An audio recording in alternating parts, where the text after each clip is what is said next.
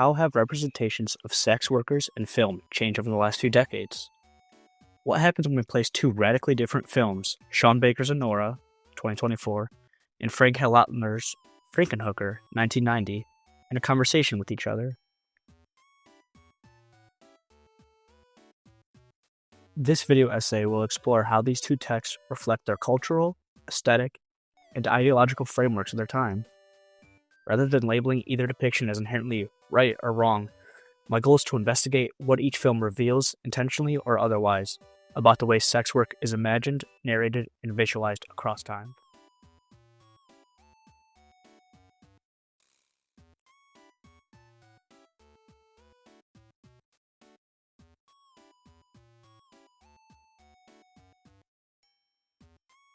FrankenHooker and Anora are products of two very different media climates. In 1990, Halotner's camp horror comedy emerged during a time when sex work was both hyper-visible and heavily moralized in U.S. media. Public discourse often focused on urban decay, vice, and the AIDS crisis, and sex workers were routinely portrayed as victims or villains. By contrast, Anora arrives in a post-#MeToo media landscape, shaped by conversations around body autonomy, labor rights, and gender uncertainty. Sean Baker's work is informed by realistic aesthetics and direct collaboration with sex workers and community voices. Rather than use these differences to create a simple arc of progress, I want to explore how each film negotiates the tensions between spectacle and subjectivity, agency and control.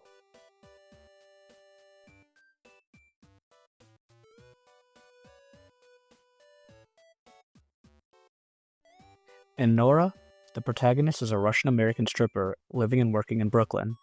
The film portrays her not as a fallen woman or as a saint, but as a young woman navigating systems of power with strategic, if not limited, control. Her work is shown in detail, but is not romanticized, but also not demonized. Baker presents sex work as labor, a point that's reinforced by how Anora moves through the physical space, negotiates boundaries, and calculates emotional risks. Its labor is emotional as well as physical, and the film gives us glimpses of this and its toll through subtle gestures, such as a lone look in the mirror, a quiet sigh, or brief moments of laughter with fellow dancers. A Rolling Stone article notes that Baker's process involved direct consultation with sex workers and strip club performers. That attention to authenticity is significant, not because it guarantees a perfect portrayal, but because it centers the experience over moral judgment.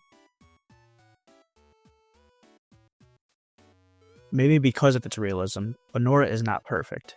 The camera lingers on bodies, the club scenes are framed with a kind of cinematic glow.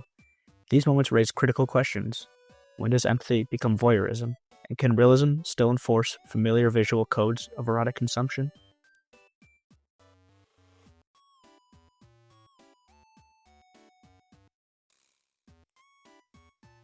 FrankenHooker, on the other hand, makes no claim to realism, as the title is very apparent. It is loud, excessive, and subconsciously absurd. The film follows a grief-stricken man who, after his girlfriend's death, collects the body parts of sex workers to reassemble her. The result is a monstrous hybrid, a literal object of the male fantasy, animated by electricity and trauma. From one angle, FrankenHooker appears deeply problematic. The sex workers are nameless, fragmented, and expendable. They are quite literally turned into spare parts. They are framed through the lens of male desire, and the film doesn't offer them inner lives or any meaningful agency. This movie has clear parallels to the Greek myth story of Pygmalion. Pygmalion was a sculptor who was dissatisfied with the women in his homeland, and he sought to create the perfect woman in his own image, so he sculpted one. His feelings were so strong that Aphrodite, the goddess of love, beauty, and fertility, brought the statue to life for him to marry and have a child with.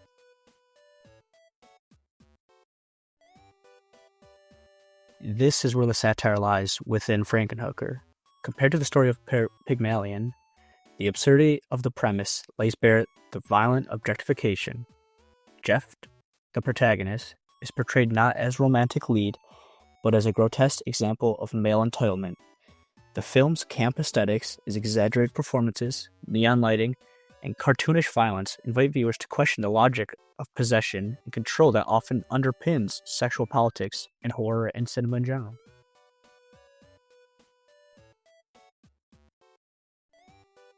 Camp, in this sense, becomes a strategy for critique, one that uses excess and irony to expose cultural contradictions and inappropriateness. But even with that intent, the question remains, does FrankenHooker successfully critique exploitation, or does it simply revel and make a comedy of it?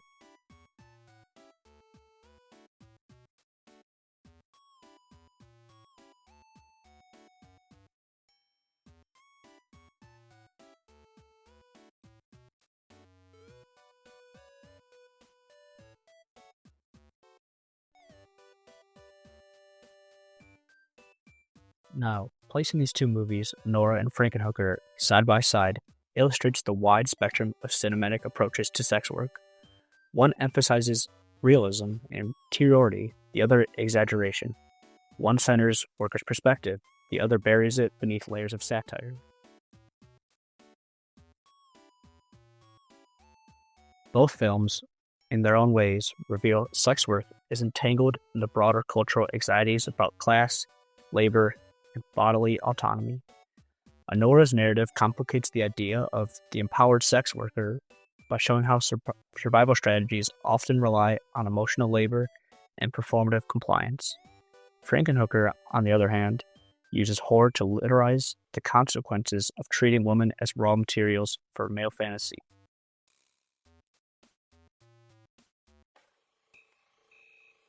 These are both not opposing visions, they're parallel ones, shaped by their historical times, formal strategies, and political consciousness.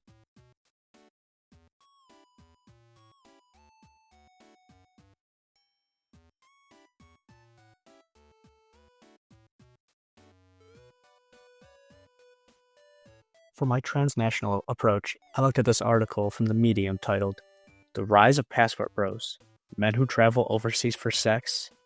It actually says in the title. I mean relationships. It's also subtitled, "Are Western Women the Problem?" This article came out in 2023, and that's just crazy.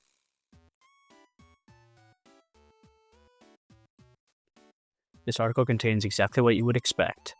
And I quote, "Men considering bringing a wife back to the West is an expensive endeavor. It meant white men predominantly were the group that most sought love overseas. They, after all, historically held greater social and economic power." End quote.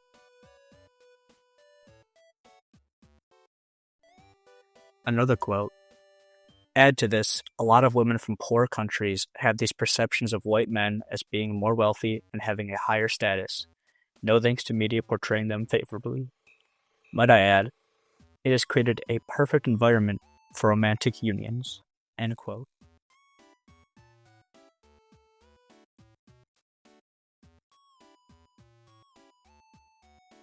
It is hard to believe this article is not satire because it seems to be glorifying these white saviors instead of condemning their actions. They go out, they pay women for sex in exchange for promises of money and a visa, and then fly right back to the US alone.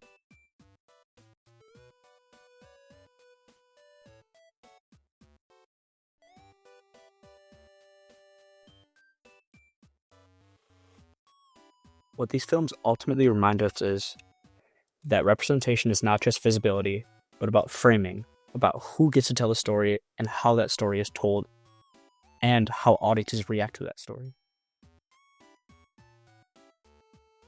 Anora participates in a broader cultural movement to humanize and destigmatize sex work, but also raises questions about the limits of representation in a capitalist media landscape. FrankenHooker, while undeniably dated and has troubling parts, offers a kind of chaotic transparency, a mirror that's held up to the cultural logics that produce violence under the guise of desire.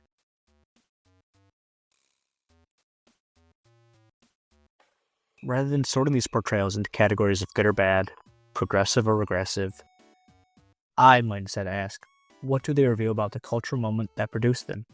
How do they invite, resist, identification, empathy, and critique? I just invite you to view the lens of a movie like FrankenHooker could never be made today. A movie like Anora could not be made at the time of FrankenHooker. Both talk about sex workers and bring them into the public discourse. In the end, both films demand that we see sex work as not fully a fixed identity, but a lens through which we can examine power, narrative, and the politics of bodies on a screen. Thank you for watching.